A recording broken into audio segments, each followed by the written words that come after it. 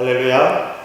오늘 시간 우리 하나님 주시는 은혜와 평강이 우리 모두에게 충만하기를 주의 이름으로 축원합니다. 우리 옆에 계신 분들과 함께 인사하시겠습니다. 건강하게 다시 만나서 감사합니다.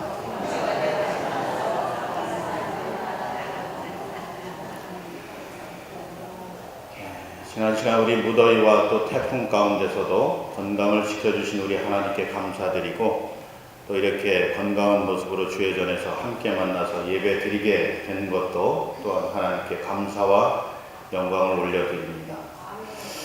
오늘 시간 우리가 선행과 상이라는 주제로 함께 말씀을 나눌 텐데, 여러분 요즘에 극장가에서 1000만 관객을 넘어서는 영화, 한국 영화가 몇 개 있죠.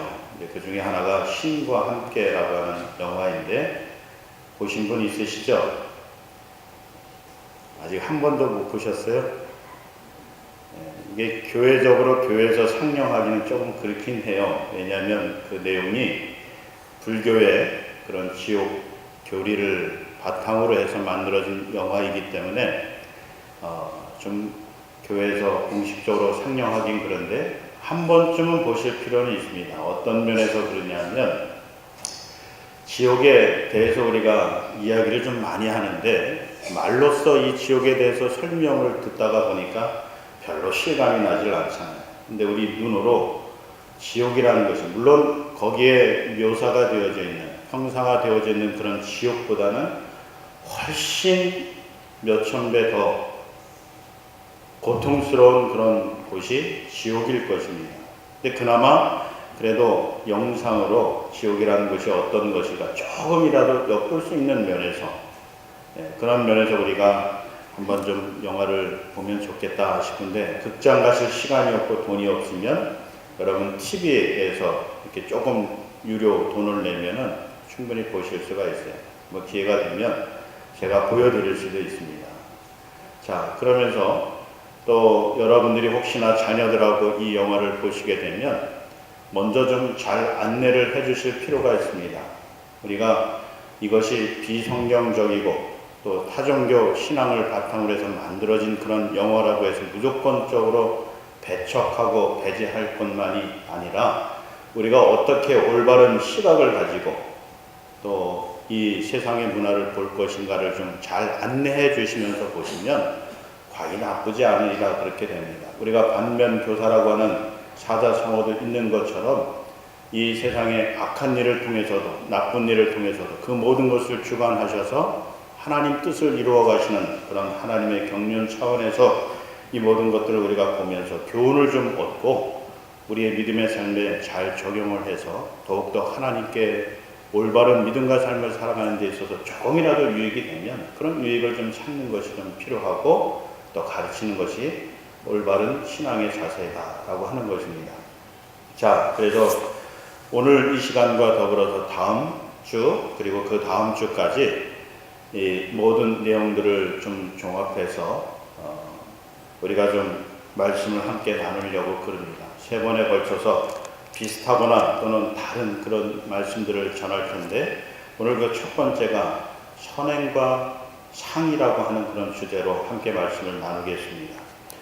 그럼 이 선행이라고 하는 것이 무엇일까? 이 세상 사람들이 특히 타종교에서는 선을 행하여지만 이 다음에 우리가 죽으면 저 세상으로 가서 하늘의 상을 받거나 또는 평안하게 더 좋은 세상에서 살 것이다 라고 이야기를 하면서 선행을 쌓기를 힘쓰라 그렇게 이야기를 하고 있는데, 사실 이러한 이야기들은 무속 종교와 더불어서 불교, 기타 타종교에서 강조하고 있는 그런 선행 교리가 되겠습니다. 기독교에서 선행은 완전히 달라요. 이 선행은 한마디로 결론적으로 말씀을 드리면, 하나님의 자녀가 된 이로서, 구원받은 자로서, 하늘나라 천국의 백성 된 자로서 이 땅을 어떻게 살아야 될까?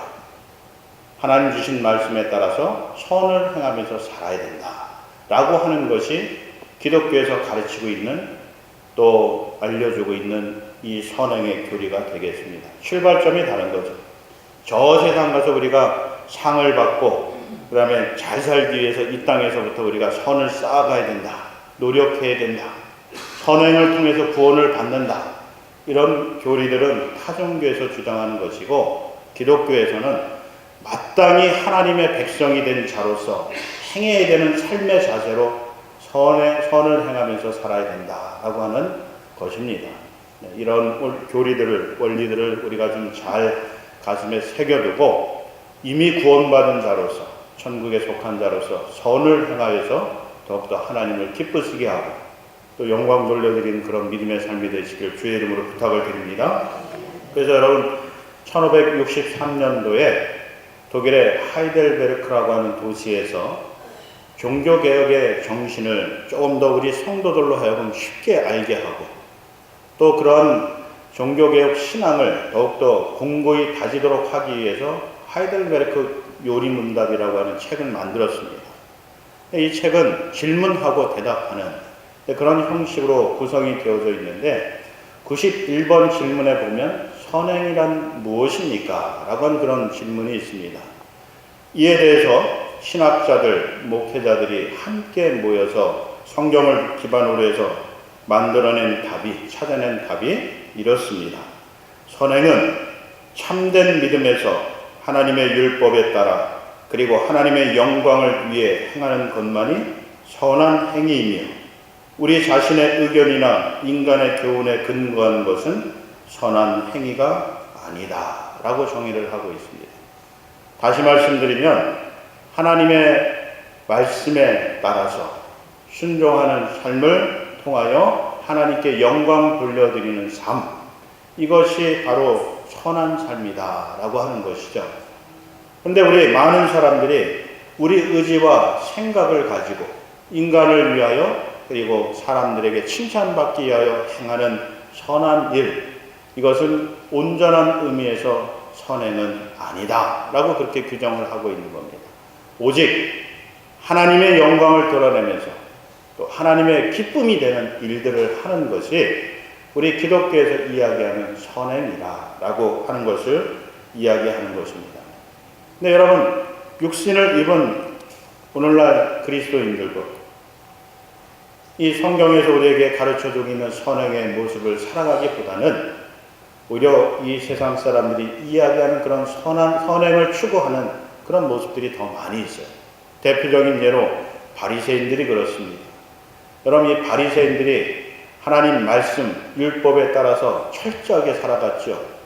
근데 그러면서 많은 사람들이 보는 앞에서 두 손을 들고 큰 소리로 기도하기도 하고 또 율법의 말씀에 따라서 이웃을 해하지 않고 선을 행하는 일들도 하기도 했습니다. 근데 그 모든 것들이 이 하나님 말씀에 순종하고 온전히 하나님께 영광을 돌려드리기 위한 것만이 아니었다라고 하는 것을 우리가 예수님의 책망을 통해서 볼 수 있습니다. 예수님께서 이 바리새인들을 이야기할 때 외식하는 자들이라고 책망하지 않습니까? 외식하는 것이 무엇이에요? 겉과 속이 다르다라고 하는 거예요. 물론 이 바리새인들도 처음에는 내가 정말로 하나님의 백성된 자로서 또 하나님께 영광을 돌려드리기 위해서 이 모든 것을 해야 되겠다, 그렇게 생각하면서 살았을 거예요. 그러나 점차 시간이 지나가면서 오히려 하나님께 영광을 돌려드리기보다는 자기의 의를 드러내는데 더 신경을 많이 쓰게 된 거예요. 다른 사람들의 눈들을 의식하면서 사람들이 나를 어떻게 생각할까, 칭찬하나 아니면 비난하나 라고 하는 부분에 더 신경을 쓰면서 살아가게 됐다는 거죠. 그러면서 하나님 눈을 의식하기보다는 주변 사람들의 눈을 의식해서 선을 행하다 보니까 예수님 앞에서는 그것이 다 보이지 않아요. 그래서 외식하는 자들이라 그렇게 책망을 받았던 것이죠. 여러분, 오늘 우리들에게서도 이런 모습을 발견할 수 있다는 거예요. 어쩔 수 없습니다. 육신을 입고 이 땅을 살아가는 동안에는 우리 안에서 계속해서 육신과 성령의 법을 쫓아서 살아가고자 하는 삶이 싸우고 있는 거예요. 그래서 사도 바울이 그렇게 우리에게 말씀해주고 있는 것 아니겠습니까? 이 세상에서 인생을 살아가는 또 믿음의 삶을 살아가는 우리의 삶을 규정하기를 육신의 법을 쫓아서 살아가고자 하는 마음과 또 성령의 법을 쫓아서 살아가는 마음이 서로 우리 안에서 싸우고 있다고 말씀하는 것 아니에요. 그래서 우리가 성령의 법을 쫓아서 살아가는 신령한 자들이 되기를 힘쓰라, 그렇게 지난주에도 말씀을 드린 것 아니겠습니까? 오늘 시간도 마찬가지입니다. 오늘 시간 우리가 이 바리새인들 이야기를 통해서 다시 한번 우리가 가슴에 새길 것은 우리가 선을 행하면서 살아가는 믿음의 삶이 되어야 되는데 그 출발점이 이 바리새인들처럼 사람에게 인정받고 칭찬받기 위해서 선을 행하는 것이 아니라 마땅히 하나님의 자녀가 된 이로써 선을 행하는 삶을 살아가고 그로 인해서 하나님께 영광과 기쁨을 올려드리는 믿음의 자녀들이 되자라고 하는 것입니다. 네, 여러분, 이런 삶을 살아가는 데 있어서 이게 우리의 힘만으로는 참 불가능합니다. 육신을 입었기 때문에 사단이 틈만 나면 우리를 공략해 오기 때문에 우리가 아무리 강한 의지를 가지고 선을 행하고자 해도 온전히 그것을 행할 수가 없다라고 하는 것입니다. 그래서 여러분, 성령의 도우심이 필요한 겁니다. 우리가 기도할 때마다 성령 하나님 우리와 함께 해 주십시오. 우리를 도와주십시오. 그래서 우리로 하여금 온전한 선을 행하여 하나님께만 영광을 돌려드리는 믿음의 삶이 되게 해 주십시오 라고 간구하는 것입니다. 그 간구에 따라서 하나님께서 우리에게 성령을 충만히 부어주셔서 우리가 이 땅에서 육신의 욕심을 쫓아 살아가지 아니하고 성령의 법을 쫓아서 신령한 자로서 선을 행하면서 하나님을 기쁘시게 하는 삶을 살아갈 수 있게 되는 거예요. 그래서 여러분, 우리가 선을 행하고 나서 그 일로 인해서 누가 알아주든 알아주지 않든 누가 칭찬하든 그러지 않든 우리가 일이 일비하고 마음이 흔들릴 필요가 전혀 없는 거예요. 또 그래서도 안 되는 것입니다. 왜냐하면 성령 하나님께서 우리를 도우셔서 우리로 하여금 그 일을 행하도록 하셨기 때문에 그런 거예요. 그래서 우리가 하나님께 영광을 올려드립시다 이렇게 말씀드리는 것도 우리의 공로가 아니고 하나님의 은혜로 말미암아서 또 성령의 도우심으로 말미암아서 이 모든 일들을 행하였기 때문에 그렇다라고 하는 것입니다. 그래서 이런 성령의 도우심으로 온전한 선을 행하여서 하나님의 기쁨이 되시는 저와 여러분 되시길 주의 이름으로 축원을 드립니다. 여러분, 그러면서 우리가 하나님의 도우심을 통하여서 우리가 이 선을 행하는 삶을 살아가야 되는데 좀 더 우리가 더욱더 온전한 모습으로 하나님께 영광을 돌려드리기 위해서는 선을 행하는 삶이 되기 위해서는 어떻게 해야 될까? 세 가지 우리가 가슴에 새겼으면 좋겠습니다. 첫 번째는 우리가 먼저 예수 그리스도의 보혈로 말미암아서 의롭고 거룩하고 깨끗한 마음을 가진 그런 영적인 존재가 되어야 된다라고 하는 것이에요. 우리가 성경을 보면 마태복음 12장 35절 말씀에서 선한 사람은 그 쌓은 선에서 선한 것을 내고 악한 사람은 그 쌓은 악에서 악을 내느니라 라고 분명하게 말씀하고 있습니다. 우리 속에 무엇이 있느냐에 따라서 그것이 우리의 입술과 행동을 통해서 열매로 드러나게 된다는 거죠. 그래서 우리 속에 선한 것이 가득해 있으면 선한 열매를 맺는 것이고 악한 것이 가득해 있으면 악한 열매를 맺는다는 거예요. 그래서 여러분, 우리는 우리 마음을 선하게 만들 필요가 있는 겁니다. 근데 우리의 생각과 마음만 가지고 우리 마음을 선하게 할 수 있느냐? 성경은 그렇지 않다고 말씀합니다. 근본적으로 원죄로 인해서 우리 마음이 더럽혀져 있기 때문에 이것을 치료하고 치유하고 회복하지 아니하면 안 되는 거예요. 근데 그게 우리 힘으로 안 된다는 거죠. 그래서 우리가 그리스도의 보혈을 의지할 수밖에 없는 겁니다. 예수 그리스도의 보혈로 말미암아서 우리의 마음밭이 깨끗하여지고 그런 마음밭에 선한 것들이 심겨짐으로 인해서 그것이 열매로 드러나게 되기 때문에 그러는 거예요. 그래서 가장 일차적으로 우리가 힘쓰고 간구해야 되는 것은 예수 그리스도의 보혈로 우리의 모든 죄를 깨끗게 하여 주시고 우리의 마음속에 선한 것들이 또 성령의 주시는 생각과 뜻들이 가득하여서 그것을 통해서 선한 열매를 맺어 하나님께 영광 돌려드리는 그런 존재가 될 수 있도록 위해서 기도해야 된다라고 하는 것이에요. 그러면서 여러분, 두 번째로 우리가 이 선을 온전히 행하기 위해서는 상 주시는 하나님을 바라보는 믿음이 있어야 된다. 믿음이 어떤 믿음이냐 할 때 우리가 이 땅에서 선한 삶을 살고 하나님 뜻대로 살아갔을 때 하나님께서 하늘에서 하늘의 상을 우리에게 주신다는 그 믿음이 우리 가운데 있어야 된다는 것입니다. 여러분, 그래서 히브리서 11장 6절 말씀에 보면 믿음이 없이는 하나님을 기쁘시게 하지 못하나니 하나님께 나아가는 자는 반드시 그가 계신 것과 또한 그가 자기를 찾는 자들에게 상 주시는 이심을 믿어야 할지니라. 그렇게 말씀하고 있는 거예요. 하나님을 기쁘시게 하는 삶을 우리가 살아야 되는데, 그러기 위해서는 이런 삶을 살아갔을 때 하나님께서 상을 주신다는 그 믿음을 우리가 가지고 그 믿음대로 살아가는 삶이 되어야 된다라고 하는 거예요. 오늘 이 본문 26절에서 여러분 히브리서 기자가 이 모세를 평가하기를 뭐라고 말씀하고 있습니까? 그리스도를 위하여 받는 수모를 애굽의 모든 보화보다 더 큰 재물로 여겼으니 이는 상 주심을 바라봄이라. 그렇게 평가하고 있습니다. 여러분, 이 이야기가 무슨 이야기입니까? 우리가 모세의 일생을 보게 되면 그가 태어났을 때 죽임을 당할 뻔했죠. 네, 하나님의 도우심으로 그 목숨을 건짐을 받았습니다. 그리고 바로 왕의 공주의 집에서 평안하게 살 수 있는 복을 누렸어요. 모든 세상의 학문을 배울 수 있는 기회도 얻었고 또 그런 삶을 살았습니다. 그런데 그가 40세 되었을 때 광야에서 그의 동족인 히브리 백성들이 고난을 당하는 모습을 보고 참지 못하여서 로마 병사를, 즉 육신적으로 자기의 이 고국인 애굽의 병사를 죽이는 그런 일을 벌이고 말지 않습니까? 그리고서 피하여 광야로 들어가서 고난의 삶을 살아가게 됩니다. 무려 40년 동안.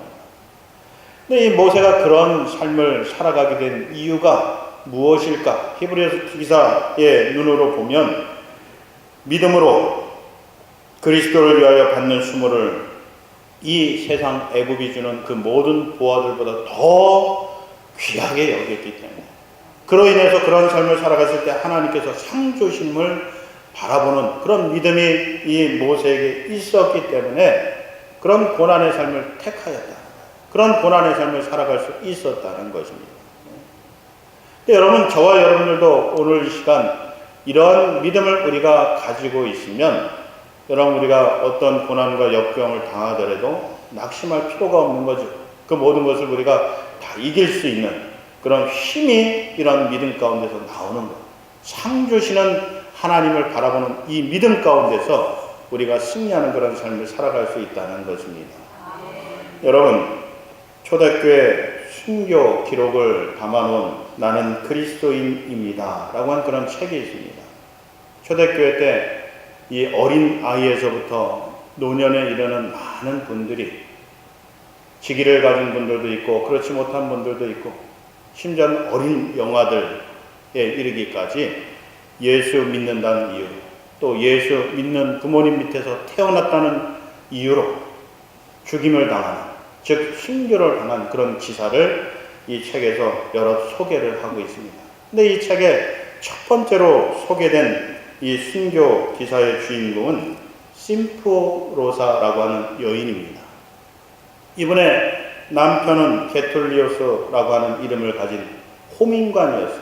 로마 시대 호민관이었어요. 백성들 가운데서 관리를 뽑아서 백성들을 잘 다스리고 관리하는 그런 직책을 가진 사람이 호민관인데, 그녀의 남편이 호민관 직책을 가지고 살았습니다. 근데 이 게톨리오스는 신실한 그리스도인이었어요. 그러면서 이 황제의 명을 받아서 나라의 백성들을 다스린 그런 일을 했는데, 그 당시에 황제가 하드리아누스라고 하는 로마의 14번째 황제입니다. 근데 그가 자기가 살 큰 궁전을 짓고서 우상에게, 그 당시에 숭배하던 우상에게 그 궁전을 바치고자 하는 제의식을 행하려고 그럽니다. 그러면서 모든 신하들과 그 가족들을 다 불러서 그 신에게 경배하라, 그런 명령을 내렸습니다. 그런 명령을 어기는 사람은 당연히 감옥에 갈 수밖에 없는 거죠. 그 직업에서, 그 직책에서 쫓겨나는 것은 물론이고 감옥에 갇히고 죽임을 당하는 이런 일을 당하게 되는 것입니다. 그래서 이 게톨리오스의 부인은 이 심포로사가 이제 이 황제 앞에 불려왔습니다. 불려와서 이 우상에게 절하라라고 하는 그런 명령을 받은 거죠. 그러나 이 부인이 그것을 거부하면서 이렇게 이야기를 합니다. 나는 당신이 그리스도의 이름 때문에 죽인 나의 남편 게톨리오스와 함께 안식하기를 간절히 사모하고 있습니다. 신실한 그리스도에 대한 믿음을 지키다가 순교를 먼저 당한 남편의 뒤를 이어서 나도 순교해서 영원한 천국에서 안식을 함께 누리기를 소망한다, 그렇게 이야기를 하고 있는 거예요. 그래서 그 이야기를 듣고 이 황제가 화가 나서 그녀를 감옥에 가두고 온갖 고문을 합니다. 그리고 마지막은 그녀의 머리채에다 큰 돌을 매달아 가지고 강물에 빠뜨려서 죽여요. 그리고 나서 그들에게 7명의 아들이 있었는데 이 7명의 아들을 다 불렀습니다. 부르고서 그들에게도 똑같이 주문하는 거예요.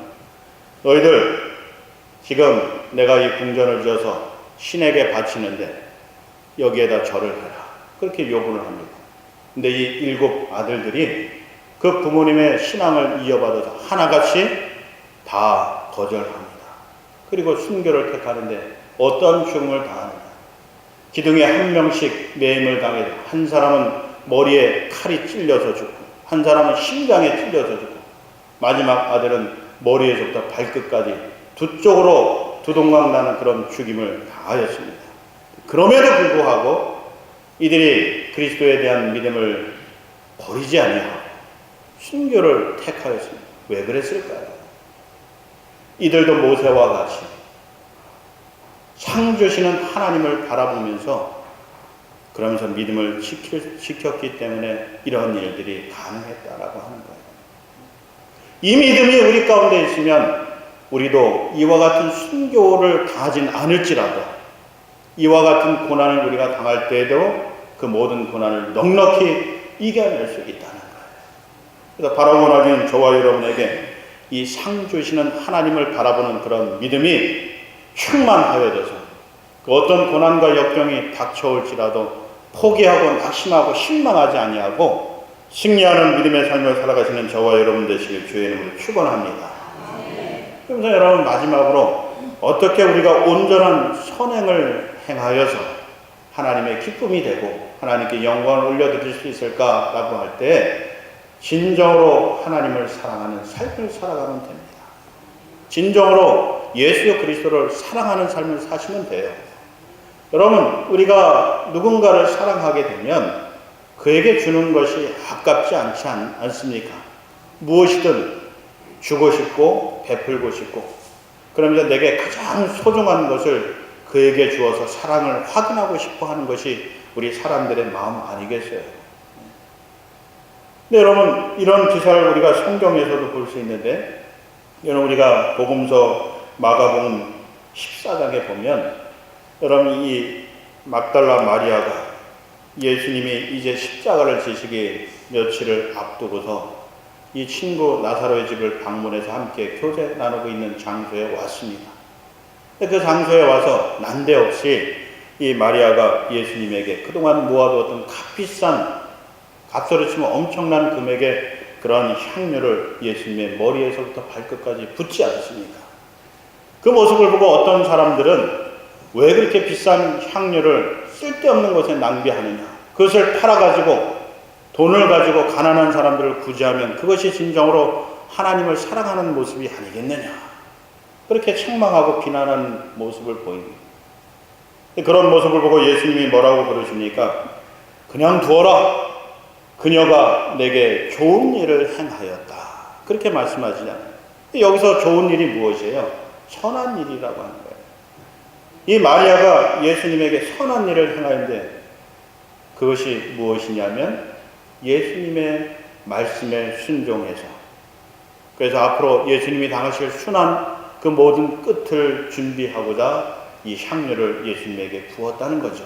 그래서 예수님이 다른 본문을 통해서 보면 그녀가 내 장사를 준비하였다, 장례를 준비하였다, 그렇게 말씀하시지 않습니까? 그래서 그녀에게 어떤 상을 내리세요? 복음이 전파되어지는 곳마다 어느 시대를 막론하고 그녀가 나에게 행한 이 선한 일을 널리 알리어 전파해라, 그렇게 상을 베풀어 주시지 않습니까? 근데 여러분, 이 마리아가 그렇게 행할 수 있었던 이유가 무엇이에요?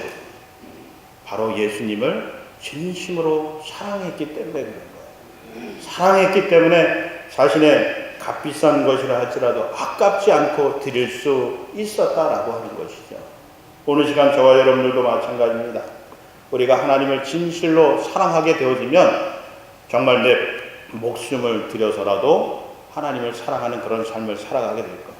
또 하나님이 기뻐하시는 일이 선을 행하는 일이라고 한다면 정말 내 모든 것 가지고서라도 선을 행하는 그런 삶을 온전하게 행할 수 있게 되어진다는 거예요. 사랑하기 때문에. 하나님을 사랑하기 때문에. 그리고 그런 일들을 감당하는 사람들에게 상 주시는 하나님을 믿기 때문에 그런 거예요. 그럼 참 감사한 것은요, 여러분, 하나님께서는 이런 선한 일들을 영원히 잊지 아니하신다고 성경에 기록을 해놓고 있습니다. 여러분 히브리서 6장 10절 말씀해 보시면 하나님은 불의하지 아니하사 너희 행위와 그의 이름을 위하여 나타낸 사랑으로 이미 성도를 섬긴 것과 이제도 섬기고 있는 것을 잊어버리지 아니하시니라. 그렇게 말씀하고 있어요.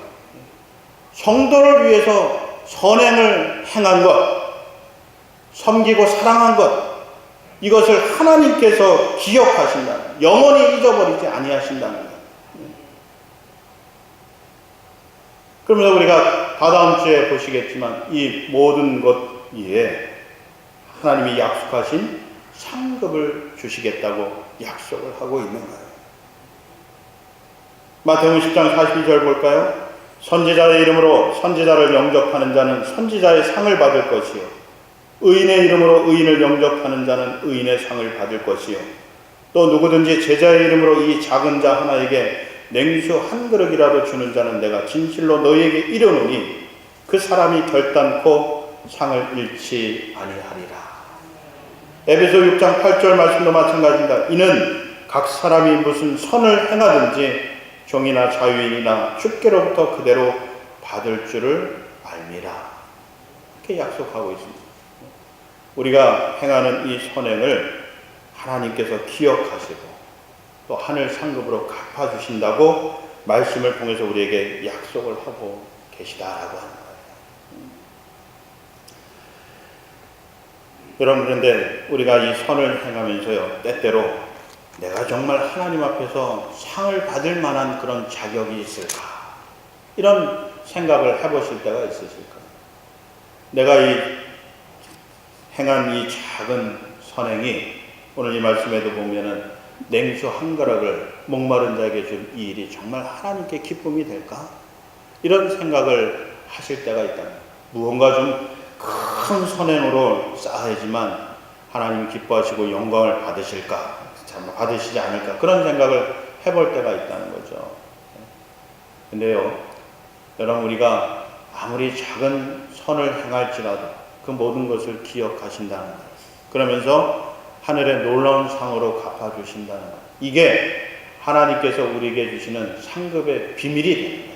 더 자세한 거는 다다음 주에 함께 말씀을 나누겠지만 여러분, 이것이 하나님의 은혜로 우리에게 베풀어 주신 것이라는 거예요. 우리가 완벽한 선, 큰 선행, 이것을 행하야지만 우리가 하나님을 기쁘시게 하고 영광을 돌려드리는 것이라고 착각하지 마시라는 거예요.